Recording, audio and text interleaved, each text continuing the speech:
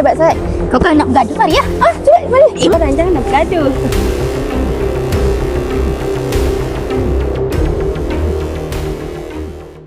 Oi, korang buat apa tu? Jangan bergaduh. Sudah. Oi, kita ni satu kumpulan lah. Sudah, jangan bergaduh. Kush, ada orang gaduh. Kelas. Jangan gaduh. Korang janganlah gaduh. Sudah. Korang ni dah satu kelas. Nak gaduh buat apa? Kenapa? Siapa yang tak puas hati ni? Dia lah, tanya dia. Diorang bergaduh ni. Tanya saya pula. Tanya dia Sebab lah. apa? Sebab apa? Saya nak tahu sebab apa. Dia. Sebab apa dia? Dia. Tahu, saya tak puas hati dengan dia. Kenapa tak puas hati? Tak tahu, tanya kau sendiri. Kau selalu puji dia. Tak, bukan. Saya bukan puji dia seorang. Cuma saya nak cakap dia ni, saya nak buat dia ni sebagai contoh untuk yang lain. Yang lain ni kena ikut dia. Buat sungguh macam dia, semangat macam dia. Bukan saya puji dia seorang. Yang lain pun semua dah jadi dah. Cuma kena cantikkan lagi. Faham?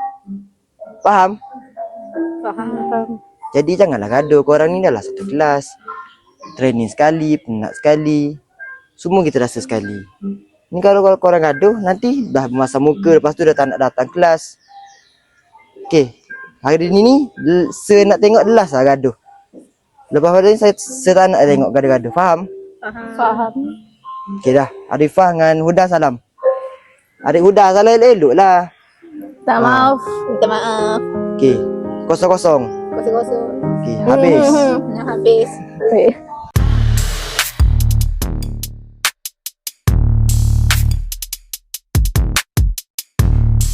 Assalamualaikum dan selamat sejahtera. Kami dari kelas Taekwondo dari kumpulan 1. Saya selaku kapten bernama Muhammad Zahir Najwan bin Muhammad Zaki. Matrik number L25A0847. Nama saya Siti Aisyah Nabila binti Arifin.